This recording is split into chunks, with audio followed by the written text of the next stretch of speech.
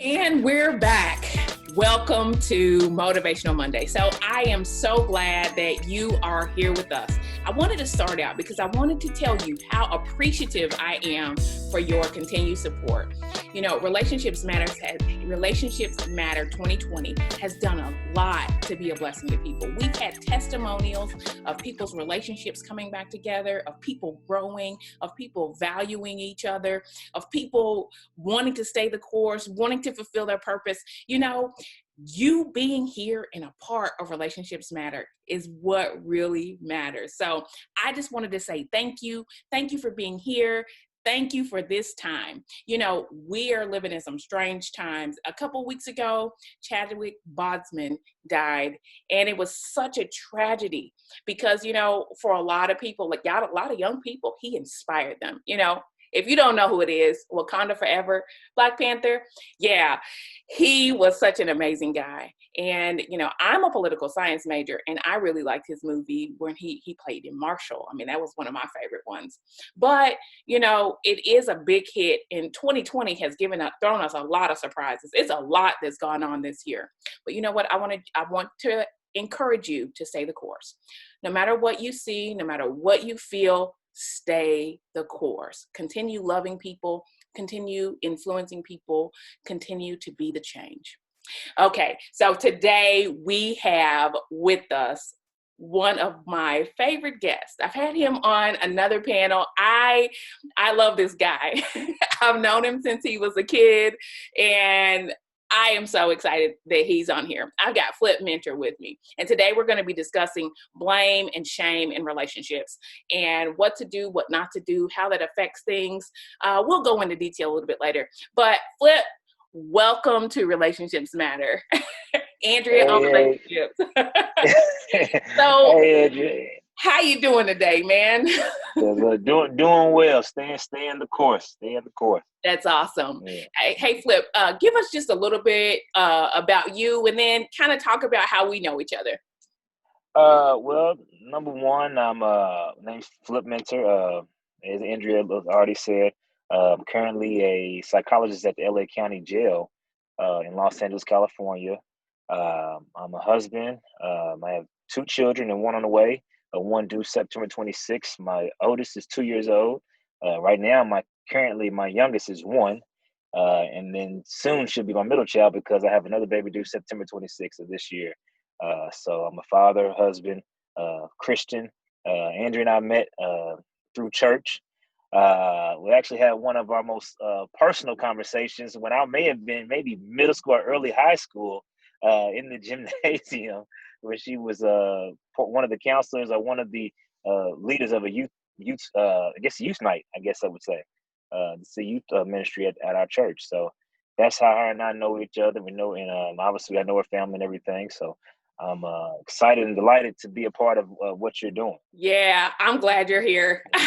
I'm so glad you're here. Now, you know, I feel like, I wouldn't say that. I feel like you're one of my kids. I feel like you're my little brother, like one of my Yeah. little brothers. And I've seen Uh-huh. you grow up. I've watched you. And I'm Right. amazed with the things that I see in your life, your journey, just, just the obstacles that you've overcome. When you were at one point in your life, you were kind of destructive, kind of self-destructive, Yeah. and then just how you overcame. I mean, to Right. me, Most I definitely. think that's phenomenal. Most So definitely. I appreciate it. yeah, anytime I can Mhm. have somebody that has an overcoming story, Mhm. I want to have them on here. Yeah. So Flip, talk to me. I mean, let me kind of give you a little bit of a background. You know, we're in a season where a lot of things have gone wrong this year, and people are pointing fingers. People are blaming each other. We're even at a point where people are not willing to have a conversation or a dialogue because we're at each other pointing fingers, and it's ripping relationships apart. So I wanted to talk about the topic of blame. Tell me what does blame look like in a relationship, and how does that affect a relationship? For me, blame really um, it looks like it looks like pride to me. Especially in well, I just use my life for an example, my marriage. Specifically. A lot of times, and I don't say a lot of times, but oftentimes in relationship, you'll feel as if, what you said is right, or what you think is best is the most appropriate thing to do, and then you kind of with the other your spouse or your significant other say, yeah, you should my way or no way, and if you think differently, then you're automatically like, no, you're blaming, like, no, that's not the way to go. So for me, when I'm doing that, I almost feel like I'm being prideful. Like I just need to be humble and say, hey, you know what? Maybe there is another way to get here, or maybe there is another uh, uh, way to do certain things. When my wife and I are having a discussion or a disagreement, so I would think essentially that the blame kind of looks like pride in a sense. So, Flip, a lot of times people say, I'm proud of you, I'm proud of your accomplishments. Is that different from the pride that you're describing? Yeah. What? So say it again. Say it again. You're saying. Sometimes people see pride as a good thing, like I'm proud Yeah. of your accomplishments, I'm proud of who you've become. Mhm, um, mhm, I'm proud that you've graduated or things of that nature. And they don't necessarily decipher the two between being proud of their accomplishments versus being proud in this situation. Can you mhm. make a distinction? No, definitely. When someone's giving, recognizing you or giving you recognition, that's something to be, appreciate it and and recognize, say, hey, well, I guess I did do something great. I guess what I have done was an accomplishment. For instance, what you just said, you say, hey, you have an overcomer story. Well, I'm not thinking, oh well, no, uh I had an overcomer story, but no, don't do that, because that's false humility, in Okay. my eyes. So it's appropriate to be able to accept honor, because it says to give honor to whom honor is due. So that's obviously something that we should be able to accept, and we should able to pour into others. But so I don't think so I think there's a difference between that. And when you get into being boastful, or being coming off uh, self-absorbed, or someone who's more so look at me, then that's when I believe the pride and the arrogance comes into play. And that's what you mean when you say when you're in a situation, there's some boastfulness and arrogance when Yeah, you're blaming. yeah. Mm.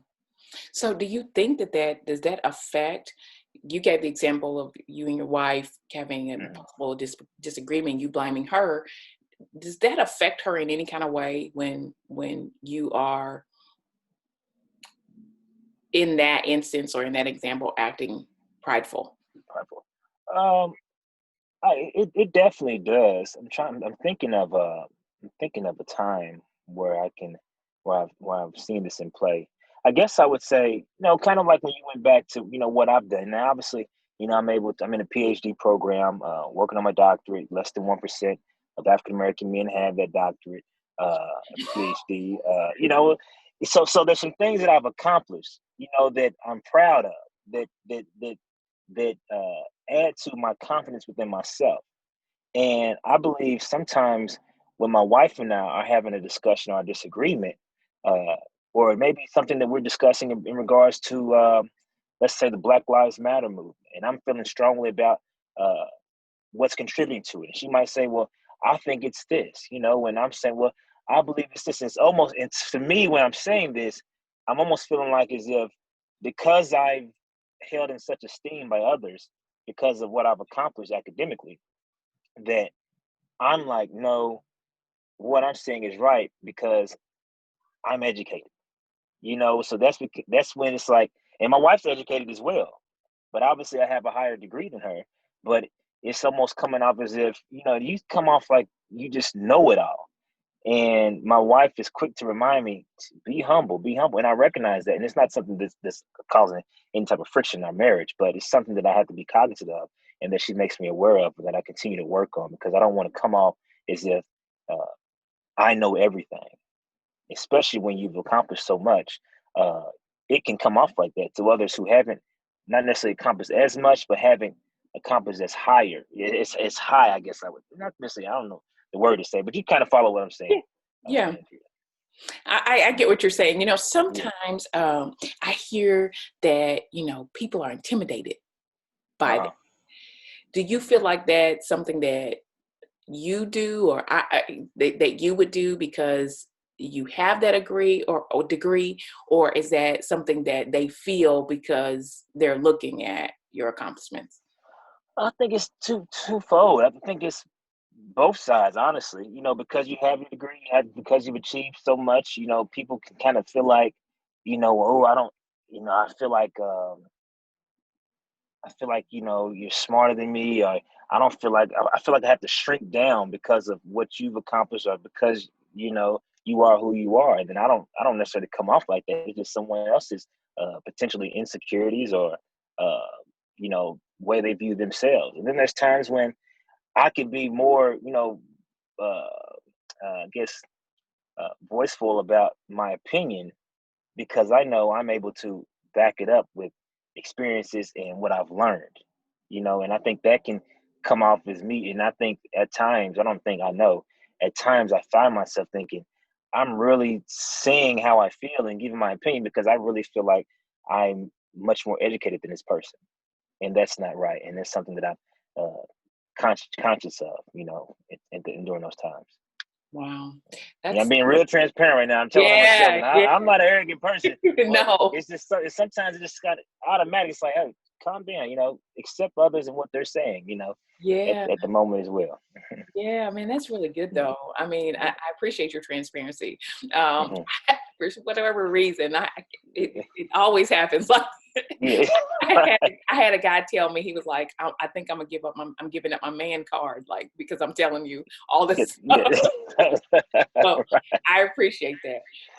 Yeah. I love what you said because you could pretend like that's not an issue. You could pretend Mhm. that's not. Uh, it's just you. It's your problem. It's Right. not my problem.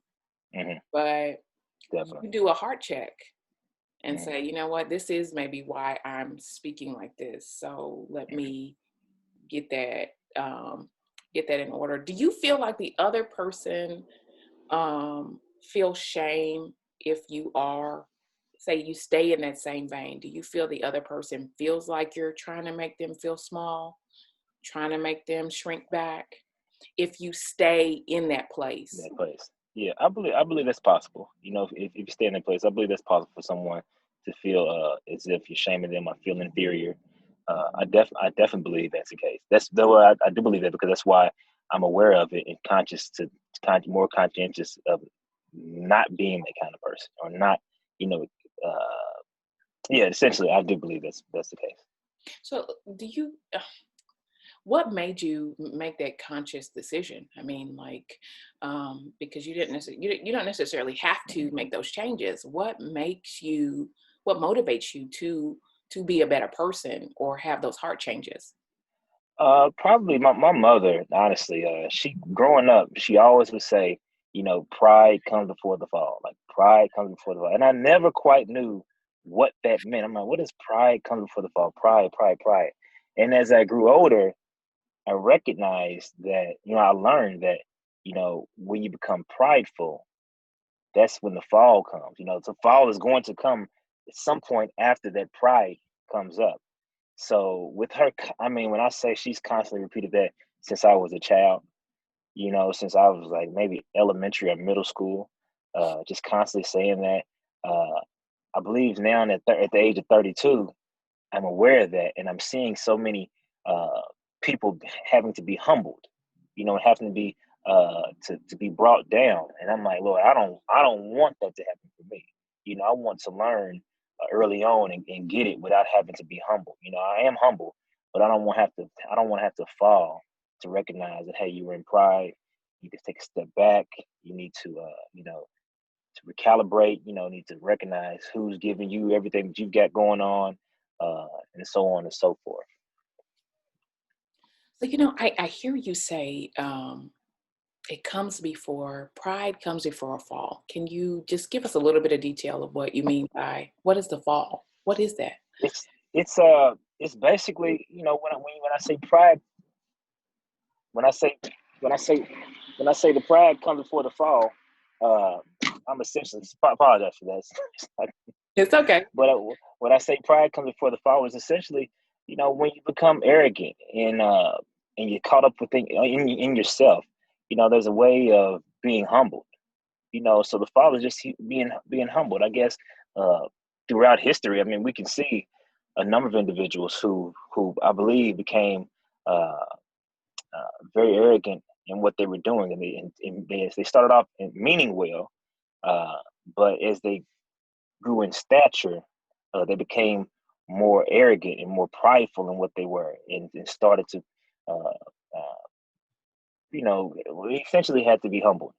When I say that, I'm thinking about like um Malcolm X, when he was becoming who he was, and the people he was being able to touch. And then all of a sudden, Malcolm was silenced. Malcolm went on the trip, went on his pilgrimage to Mecca, and then he came back and he was more accepting of others and more open minded, more uh,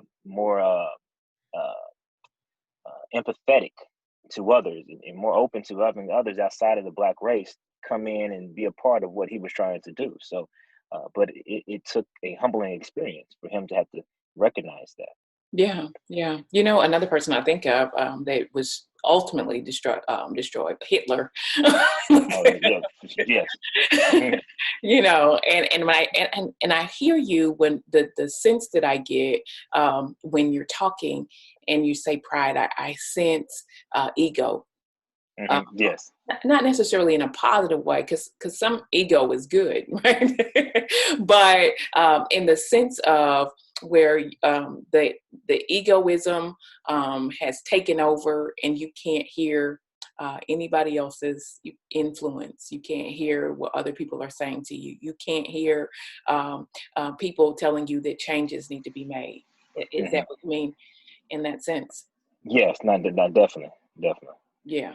So I want to also bring about, want to talk about Facebook a little bit. hmm Because I feel like even in 2020, it seems to be that Facebook has been very controversial and very damaging to tons of relationships, tons of, you're seeing things you thought people were friends and things of that nature. And I feel that there has been a posture of um, I'm blaming you from here, and then you're blaming me from here. If someone is in that state of mind or frame of mind, how do we build a bridge to get them to connect? Or is that impossible? So you're saying, so say it again, Andrea. So you're saying there's being a lot of blame in terms of what, like people's beliefs or People's beliefs, opinion? people's hmm opinions, um, people, just conversations that don't even really, um, well, I mean, take the issue on racism, or Okay. take the issue on who's going to be the vice president candidate, President. Okay. Right. or Okay. or All right. whether or not we should be talking about some most recent cases like Jacob Blake versus the police officer. See. And just Right. people are taking really um, Hard stances. hard stances, Stances. and it's destroying relationships. I mean, people that hmm may have been in close proximity from other races or from other uh, opinions. Uh, hmm n- Now we've gotten from we're not friends anymore, but now we're blaming each other. How do we Right. how do we bridge that gap? Um, I think the best way to do that uh, is through love. But when um, you have a country, just in general, I think people are divided. We're divided by race. We're divided by religion. We're divided by our proximity to each other, our locations. It's urban neighborhoods, suburban neighborhoods, and then even within those different things, you have the within group differences. So within the black race, you have the folks that we've been divided back from as early as the field Negro and the house Negro. The folks that grow up in the West End or urban neighborhoods that are poor and dumb, and the folks who are growing up in urban neighborhoods who are poor but they're smart, so they're considered white because they sound or talk educated. So there's so much division, both within and outside of our group. So uh, what we have to be cognizant of is what always brings us together is love, and you have to find a common ground, and you have to be able to. I remember one of my coaches. I was going back and forth with him in high school, and he said, "Let's just agree to disagree." Because I recognized he wasn't going to see it my way. He was a white guy, and I wasn't going to see it his way. And I felt strongly about what I was saying, and he felt just as strongly about what he was saying. But I'm able to recognize that, what, people are different, and it shouldn't mean that we can no longer be in community together. We can no longer fellowship together. We can no longer, live amongst each other, or coexist, because hey, that's just how life is set up and how the world is set up. Now, God says to love our neighbors, so that's what's going to always bring us together. As long as you have love in your heart, you should be able to say, you know what, we'll agree to disagree, we'll move on.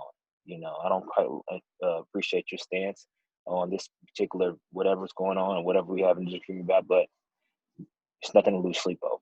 It's nothing to hate you for. Hmm. Yeah. That's good. That's really strong. Mhm. What I want to say right here, this is definitely, we're not having a political conversation, but we are talking about some really key issues. These are hot button issues. That's right. People are upset about it. People are angry. People are shaming, blaming, and we've moved away from some really basic principles. We can agree to disagree. There Right. used to be one time where we could sit across the table. I could be Republican and uh, the other person could be Democrat, or I could be Democrat and the other person could be Republican, and we could sit across the table and have a conversation.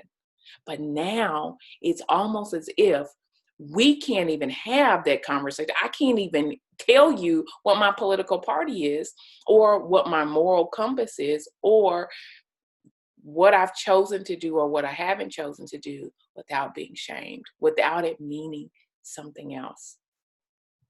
So I want you to understand that that's what we're saying. This is not necessarily, we're not telling you what to believe or what not to believe, but we are saying we should be able to agree to disagree. I feel like what some of the things that we're seeing is, I'm going to blame you for it, and then I'm going to shame you Mhm. for it. I was on Facebook, and I'm not trying to address Facebook. Please But understand what I'm saying. yeah. I'm trying to address an issue. These things are starting on Facebook, and it's causing Right. wedges outside of Facebook. Uh-huh. Like, Uh-huh. whereas Facebook is supposed to be about you and the things that you think, but then it's causing wedges because, Facebook used to be kind of frivolous. You would you would tell what Yeah. you were going to But eat or where you were going. yeah. And now it's like, okay, well, you congratulated the new VP candidate, so now you believe everything that this person believes. Yeah. Well, not even the fact that it's a historical moment, Yes, we'll find it. Okay. Yeah. right? I'm following you. Yeah. Yeah. I congratulate you. I may not necessarily support what you stand for. Not saying that I don't, but I'm Hmm. saying may not necessarily support what you stand for, but I'm Right. congratulating you because you did something successful, Hmm. right? I'm giving Yeah. you a thumbs up. But it's taken like, okay, well, because I don't agree with this person and you congratulated them, now shame on you for congratulating them. Definitely. Okay. Uh-huh. And then it's causing rifts in relationships Yeah. outside, close relationships Yes. out. Right. So the shame part, it's like, not only blaming you, I'm taking the Hmm. posture that I know more than you, Hmm. and you don't understand what's going on. You've got to be confused. And then shame on you because you shouldn't be doing that. Right. Right. No. Can you address that? Yeah, well, I know firsthand, what that looks like and how that feels. I can recall, going back to Facebook. Social media is a very uh, salient part of, our way of life, and just how things are done. So I remember making a post on social media about, I think I said, I think after the George Floyd murder, or maybe Ahmaud, no, it was Ahmaud Arbery. after I witnessed that, like everyone else, I made a post and I said, "Now you see why I don't stand for the flag, because that flag doesn't stand for me." And a good friend of well, I wouldn't say a good friend, but a friend of mine who happens to be white, responded and said, "Wow, I didn't think you would do something like that." And I said, "Well, you didn't think I would do what?" And he said, "Well, I didn't think you wouldn't stand for, I thought you stood for the flag." And I said, "Well, why would you believe that?" I said, "Not much has changed from I think I said the Jim Crow era to now. I think I may have mentioned that. I said, or segregation to now. So the climate still hasn't changed, and we're seeing that firsthand. So why would I stand for a flag?" And he and I are like-minded on other issues. He's a Republican who is a staunch supporter of Donald Trump. Uh, I'm not a registered Republican, but I share some Republican views. I do share their views on abortion, and pro-life movement. But I don't support Trump. So he and I have had discussions about that. He said, "Man, we need to support Trump. We need to make sure we get Trump and Pence in office because they believe in life." And I said, "Well, man, uh, it seems as if if as long as someone's pro-life, you all think he's God sent, or she's God sent." And I said, "That's not the case for me." But on the other hand, I have black friends and my black counterparts. I say, uh, it's great that Kamala Harris is going to be is potentially could be the vice president, the first black vice president of the United States. But I'm not a supporter of her. I don't support her. But everyone black is like, "Well, why don't you support, man? You must be, I guess, because you educated, or whatever, to say stuff like that." I said, "Well, no, I don't support, what she believes in. My morals are what I stand firmly on, and my convictions are different from hers, and I vote based on that, So, it's on both sides of my white counterparts and black counterparts, white friends and black friends, and it's almost not necessarily a shame, I would say, but uh, with the one individual, it did almost seem like a shame. I can't believe you're not standing for the anthem. And I'm like, "Oh, what? No, I'm not." I wish you would be more aware of what's going on and understand and reach out and say, "Man, I can understand how you could feel that way, you know, versus automatically, no, I can't believe you're not standing for that. All that America has done for you." So, yeah, I get it. Yeah. We can agree to disagree. So, Flip, thank you for sharing that. I mean, Definitely. it's just gotten bad. Yes, definitely. Um, and I even know from the times that we've done some panels together, I even know from that time, I think people are misunderstanding what's going on, Right. where we're trying to bring explanation and clarity. It's like, well, we're shaming and blaming. Well, that Mhm. looks different. That's a whole different conversation, Right. right? So, would you say let's go into like just a real life situation, your marriage Uh-huh. situation? Okay. Um, you and your wife are sitting on two sides of two different things. Mhm. Are you shaming and blaming, or are you trying to understand?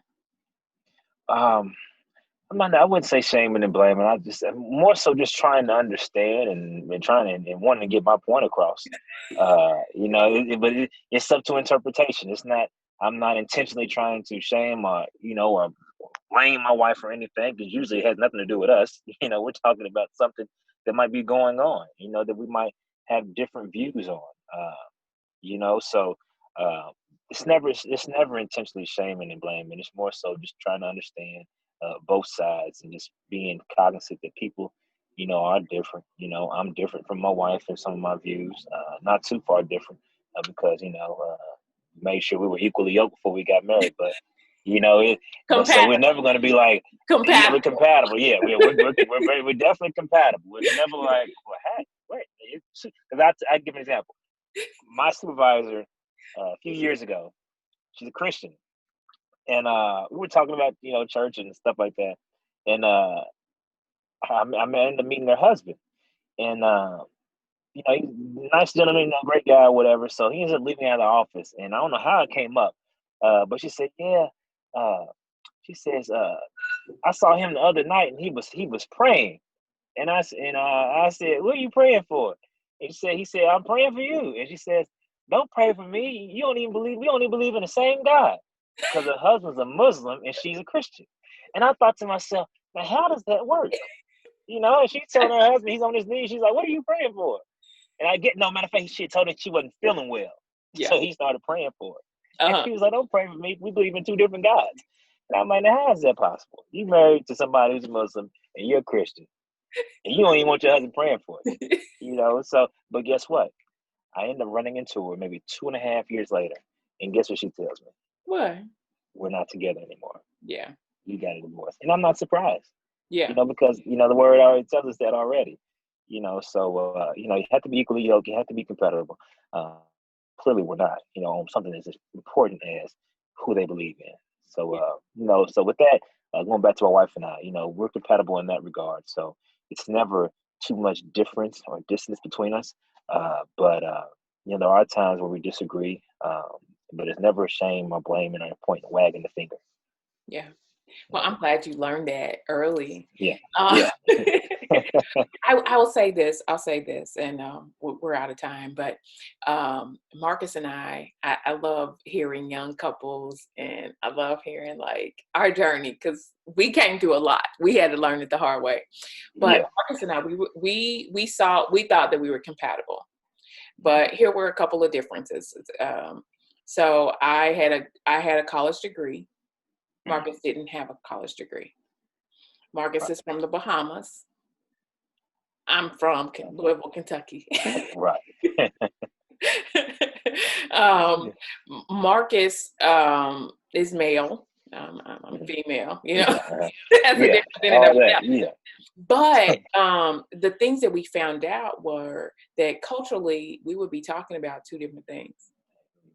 I would mention something and he would say, yeah, yeah, yeah. And I would think he meant one thing and he would mean something totally different because in his culture, they meant totally different things. Right? It took me 12 years to find out that we weren't talking about the same thing for a long time. Right? We went through like a real, and we've been pretty candid. We've had a couple episodes about that. If you haven't seen them, male vulnerability, Marcus kind of exposes his story. Then we talk about submission and what that looks like for us. And then we also talk about vulnerability in the marriage. So if you haven't checked those out, you can go to our Facebook page and look at that. But we had gotten to the point to where, it was a really rough time. And we haven't been, aside from before this year, we weren't really vocal about it. But it gotten to that point, and Marcus said, you know what I'm going to do? I'm going to go back to school. And when he went back to school and started learning and getting an education, we could talk about things because he understood where I was coming from. Right. So it went from him thinking, well, she's just prideful. She don't like me. She can't stand me. She's trying to be mean and evil and all this other stuff. To, oh, that's what you mean. That's the kind of person you are. Right. Yeah. Definitely. That's where you're coming from. Yeah. Compatibility is important, especially in a relationship. And if I'm a Muslim and my husband is a Christian, there's gonna be there'll be some hard discussions it's hard, especially because your values are different. You hold different values. Now we can be friends, but of course, to be in an intimate relationship, that's it. Yeah, I don't see how that would work. Not even. Well, Flip, share your heart real quick, and we'll close out. What was that? We'll say it again. I missed that. Share your heart real quick. Well, just delighted, to be able to, to be on these conversations with you. Definitely appreciative of you and Marcus. Marcus reached out to me not too long ago, and said, and just texted me out of the blue. He said, "Man, I was heading into the jail, actually in LA." He said, "Hey, man, brother, I'm just praying for you and encouraging you to keep going and keep doing what you're doing. Proud of you, and stay encouraged, brother." And I said, "Man, I'm heading into work and I had to leave my phone in the car, but I'm so glad I saw this message, because it really, brought joy to me, that day. So I'm appreciative of you all, and I'm just wanting to make sure that I continue to live on purpose, with the passing, Chadwick Boseman and so many others, Kobe Bryant and a rapper by the name of Nipsey Hussle, so many guys who were doing so much and living within their purpose, and for the lives to be cut short. I'm reminded every day, to keep going after what God has placed in my heart. When he let others know that there's a purpose within them, regardless of your socioeconomic status, where you're from, where you live, any of that, that God has good plans for all of us. And some of us have, hurdles that some of us don't have, but we all have something to overcome. So that's just my heart, and to make sure everyone lives on purpose. Flip, thank you so much for being Yeah. here. Totally appreciate you, Andrea. So I'm going to say this just real quick. It's Motivational Monday. Motivational Monday. Make sure you live on purpose. Until next time, we'll see you then.